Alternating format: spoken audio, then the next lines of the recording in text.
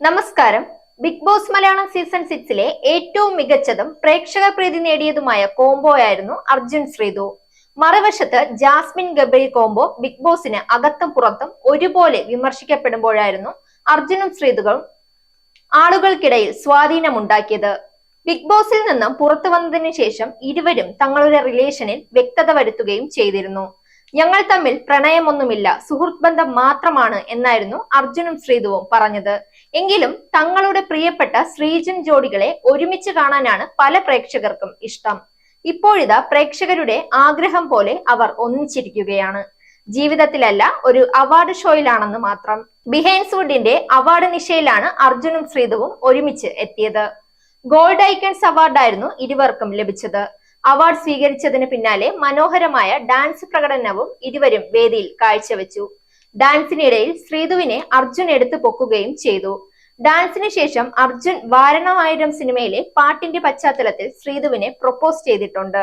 പ്രൊപ്പോസലിന് എന്താണ് മറുപടി കൊടുക്കാൻ പോകുന്നതെന്ന് അവതാരക നിരന്തരം ചോദിച്ചിട്ടും ഒരു യെസ് പറയാതെ നന്ദിയെന്ന് മാത്രം പറഞ്ഞതും സദസ്സിൽ ചിരി പടർത്തി.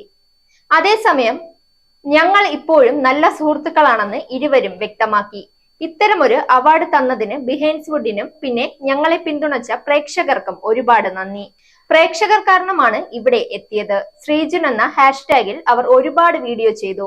അത്തരമൊരു പിന്തുണ ലഭിച്ചതുകൊണ്ടാണ് ഈ നേട്ടം സ്വന്തമായതെന്ന് ശ്രീതു പറഞ്ഞു.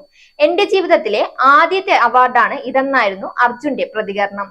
ശ്രീതുവിനോടൊപ്പം തന്നെ അത് നേടാൻ സാധിച്ചതിൽ അഭിമാനവും സന്തോഷവും ഉണ്ടെന്ന് അർജുൻ വ്യക്തമാക്കി. അതേസമയം പുറത്ത് ഞങ്ങളുടെ കോംബോയ്ക്ക് നല്ല പിന്തുണ ലഭിച്ചതിൽ സന്തോഷമുണ്ടായിരുന്നു ഒരു അഭിമുഖത്തിൽ ശ്രീതു കഴിഞ്ഞ ദിവസം വ്യക്തമാക്കിയത്. ശ്രീജൻ എന്ന പേരിൽ ആളുകൾ എഡിറ്റ് ചെയ്ത് തയ്യാറാക്കിയ ചില വീഡിയോകളൊക്കെ കണ്ടിരുന്നു.